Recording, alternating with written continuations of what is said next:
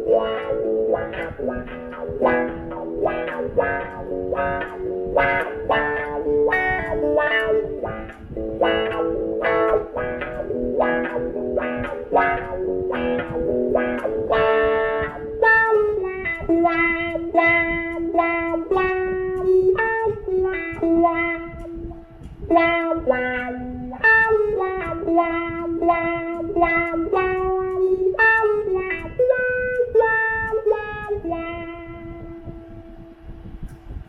have another wall pedal on the bench. It's just just a plain GCB-95 Dunlop Cry Baby. Somebody sent it to me. They wanted to have it changed over to true bypass, take the buffer out. So, you know, it's a fairly simple mod to do overall if you're competent with a soldering iron. So, you know, I've seen plenty of write-ups on this. I've just never seen a video on it, so I figured, why not? Let's make a video to show what all's involved with this. First thing you have to do is you're going to have to take it apart. So I will flip it over, start pulling the board out of it, and show you which parts need to come out and where you need to change the wiring. It's also going to take a new switch. So I've already taken the back loose, obviously. So what we'll end up working on is you have to take 6 components off of the board in order to take the buffer out. So the buffer is these 2 caps, these 3 resistors, and this transistor. So we're going to take those 6 pieces out. We're going to remove this switch. I have another switch that I use for a DPDT switch that I use for this in order to make the true bypass, so that it signals past everything and we don't have to worry about the buffer messing with anything like a fuzz pedal or anything else on your board. But like I said, first things first, we need to go in, take the board out, desolder these 6 pieces, and then cut a couple pieces of wire so that we can trace these back down into where these go from the switch to where the buffer used to be. So let's get started.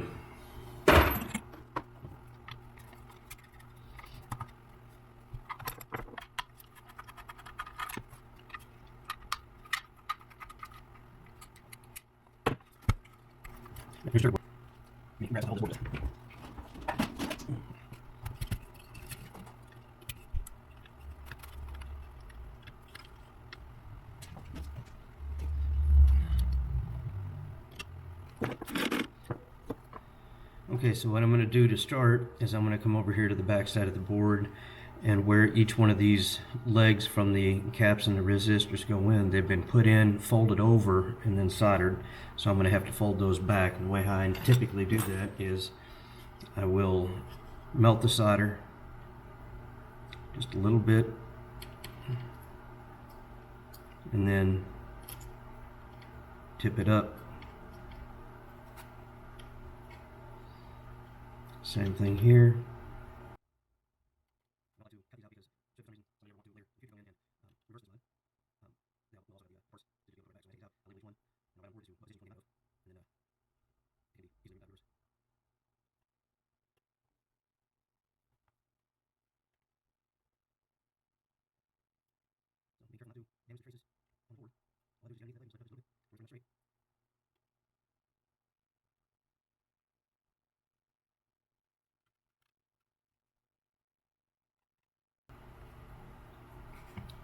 Now, I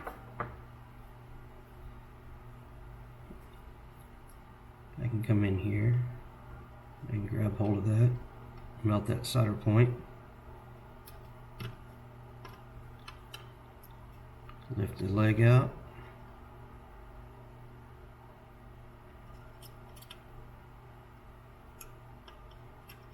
lift that leg out.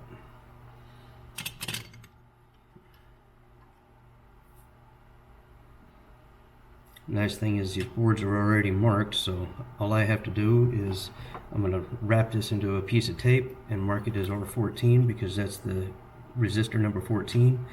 And then he'll be able to put this back in should he ever choose to later.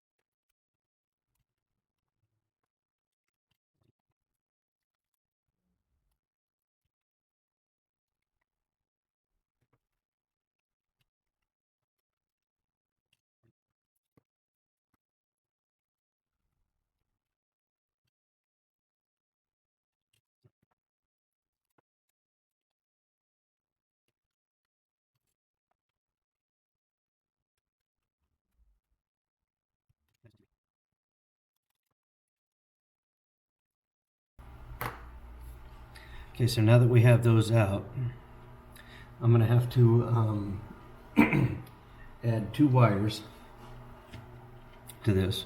One will go from this leg of the Q3 and one will go from this leg of the resistor number 14. Those 2 wires will end up eventually going up to the switch.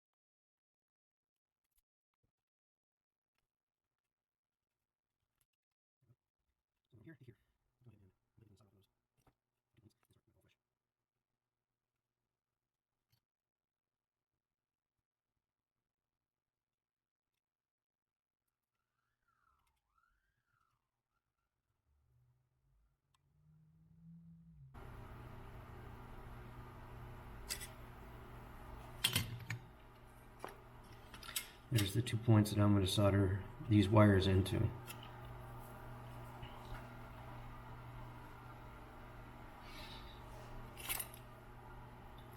So just like the other ones, we'll put the wire in.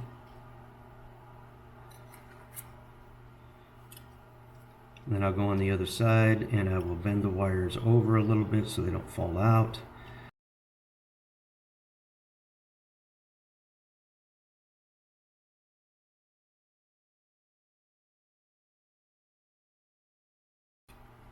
That is what our board now looks like. So we've taken out C9, C10, R13, R14, R16 in the Q3, the transistor on it. All of that has come out. 2 wires have gone in. These 2 wires will end up going to the switch. So let's set this off to the side and get the switch out of the pedal.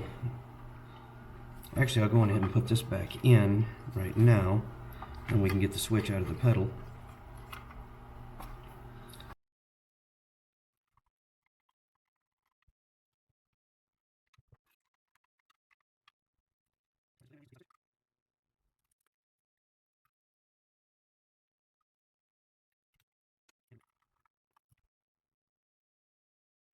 Okay, so now I have the switch in place. Now we're going to hook the wires that I put into the circuit board up to it. And then we're also going to hook the wires from the original wires from the old switch to it. So let's turn this around so you can see a little bit better. So what I'm going to do is the wire from the Q3 will go up here to the middle lug. The wire from the R14 will come up here to the top lug. The green wire will come to this top lug, the purple wire to this middle lug, and the blue wires to this lug. So it's a fairly simple connection set at this point. So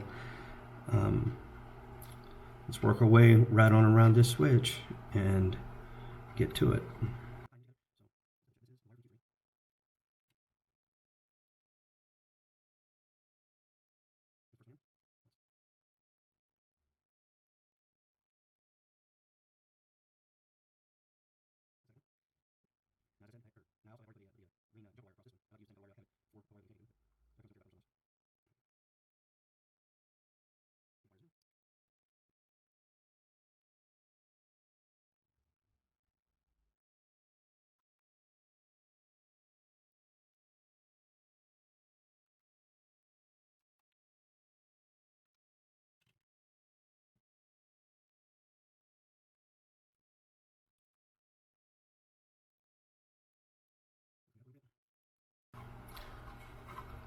Now that everything's hooked up, we're going to take this thing down, give it a bench test, make sure everything's in good shape, and then afterwards the rest of it's just cleaning out. So let's see how it does. Straight into the amp. So.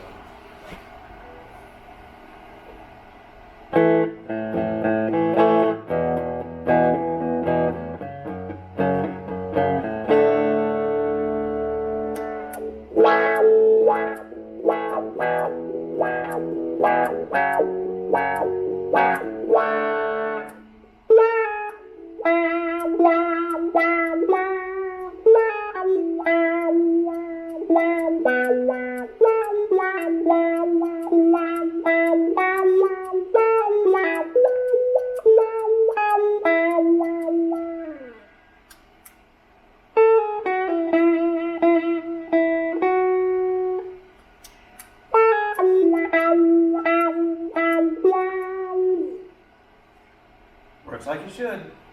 Now all I need to do is clean it up, get it ready to ship back.